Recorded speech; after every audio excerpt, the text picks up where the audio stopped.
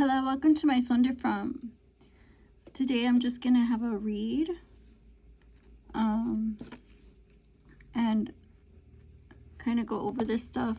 So I wrote this yesterday, kind of not thinking that I was gonna do anything with it, but I'm going through stuff. Like, I have like a full plate, and originally I had planned to do like I know you guys like talk about how, sometimes I post a lot and sometimes I don't post, and it's not because like I don't want to post. Obviously, like, I would rather post like maybe twice a day. That's healthy, right? Like, maybe I'll post like twice a day and that would be fine once I start having a monetized channel. But like stuff happens in my life, like, because like we all like have responsibilities and stuff, and I know it's Christmas and stuff, but like life goes on, and so like I find myself kind of in the middle of stuff and kind of not able to kind of just go on. So as I go through all the process of all these different situations, I kind of find that I need to be more focused on them than uploading, as you guys say. But I don't only get it from you guys, I get flack from my peers as well. So don't worry, it's not like I haven't heard this before. But I wrote about Storm Dara because like I had heard of Storm Dara, but I think that was like a list of names that they wanted to go through. And it turns out that this storm was like a blizzard almost, like it caused floods and all these things. And I was quite shocked because like this is literally the fourth storm, I think, and it was really big. So Storm Dara hits Ireland, causing 1 death from a fallen tree. The storm caused severe weather all weekend long. I wrote UK too, yes. The date was 12/05/2024 to 12/09/2024. And the places included Belgium, France, Ireland, Netherlands, UK, with a total of 3 fatalities. I also wrote about Luigi Mangiano, or Mangione, how do you say it? Mangione. He was spotted eating at a McDonald's, and an employee dropped the dime. Feds entered the building, finding damning evidence on him. So as you know, they were tracing him and tracking him down. They even found his backpack. He had left evidence on the scene, like kind of like an homage to what he had done. The date of the crime was obviously when he assassinated the CEO of United Healthcare, Brian Thompson. I believe that was, let's see, I wrote it down for y'all. It was at, oh, that's way too far. Well, on Monday they got him. So that was the 9th, 12/09/2024. And it was like really fast. It took a few days to track him. And in fact, he was found at a Pennsylvania McDonald's, which is states away. But like I said, once they dropped the dime, they just came right in and scooped him up. And today he was seen in court. Like the news, all the news was out there. And so my update is that the bill was denied today, as he was in court for extradition hearing. So they want to hear his case. They're kind of making sure this case gets heard swiftly. And they want to take him to, of course, back to New York where this had happened. And today is date 12/10/24.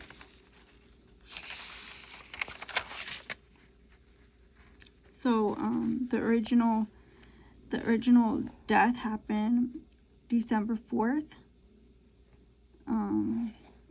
And he had been accused of committing a kind of like a agenda-based crime, kind of a woke crime against corporate America. So I think the media is hanging him, trying to use him as an example.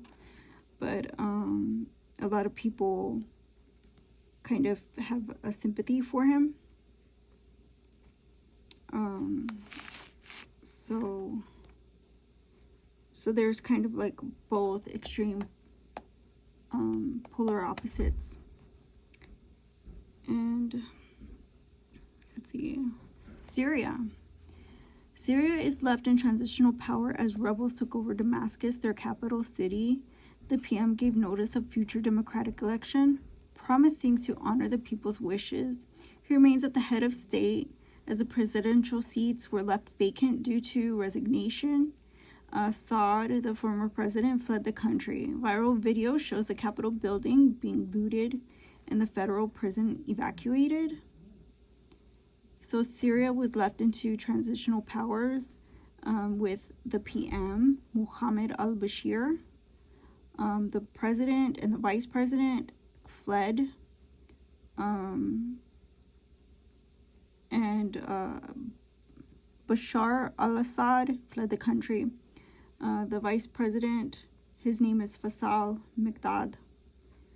He fled, so just to be on the safe side and kind of out of the way, because he was no longer holding authority in this city or what have you. And the rebels, as you know, the Syrian Salvation government had took over Damascus as well. This happened December 8th, 12/08/2024. And like I said, the viral video circulating the internet shows the Capitol building being entirely emptied by the civilians, and the federal prison had been emptied as well. So what you see is people going in and opening the prison cells and freeing the inmates. They were dressed in civilians. They were very, they looked very nice. They looked very healthy and coherent. So, I mean, you know, this is just a turn of events right now. And like I said, they will be in transition until they hold elections.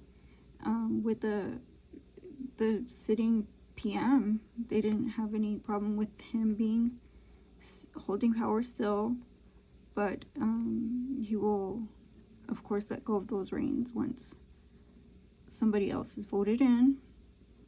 Now I have another one, Daniel Penny. I don't know if you guys heard of this case. This case took media by storm, and it's kind of like a social issue right now.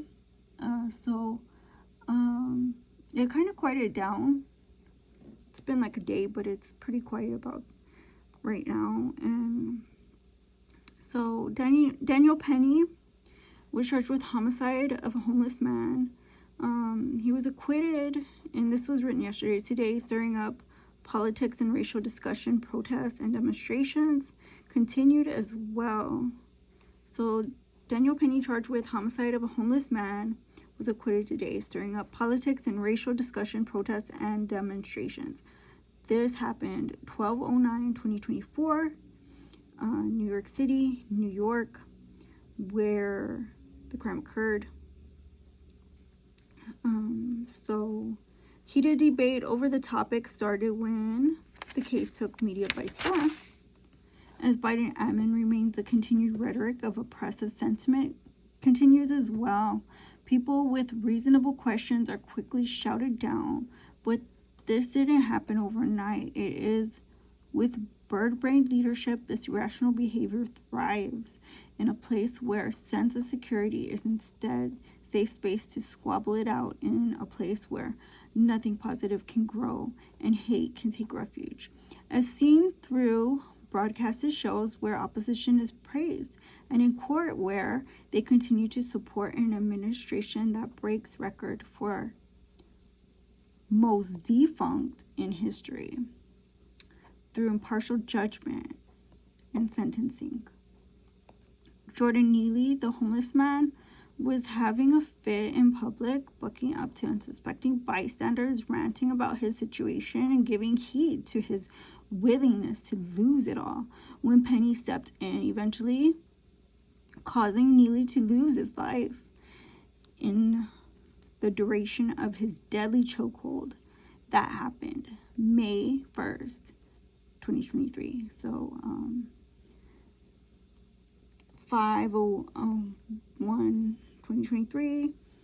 Twice Penny's charges were struck down by court. Some say this was the government's fault. The Biden admin never helps with key issues such as mental health or poverty. They also feel that minorities suffer as they continue these cycles of disparity and inequality, which will lead to case after case, file after file. And because they are not visible, OFC, they end up in jail. Now, I want to go over this just to clarify and be transparent and clear about Jordan Neely and Daniel Penny's association with each other on this day when the crime occurred. May 1st, 2023, Jordan Neely lost his life to a chokehold that Daniel Penny put him in. Now, Jordan Neely was in the public causing duress towards civilians, threatening their lives and continuing his rant about his homeless situation. He was in a fit of complete rage, and Daniel Penny took the opportunity to see to it that this person whom he deemed out of control would be subject to his violence as well, causing the situation to climax into a tragedy. So like I said, Jordan Neely was ranting. People were scared for their life. And Daniel Penny got physical with Mr. Neely, putting him in a chokehold and continuing to do so until the life had left Mr. Neely. And Daniel Penny, of course, was acquitted of all charges.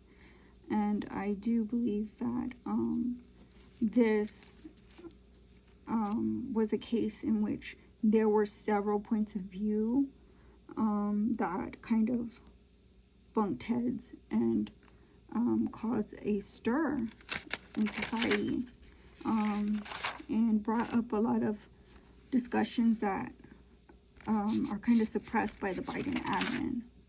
So, so we can just stay in our place, be quiet about our situations in which we struggle as a people. So thank you guys for watching. If you like this video, give it a like, comment, share, and subscribe, and I'll see you on the next one. My son de Frump. Bye-bye.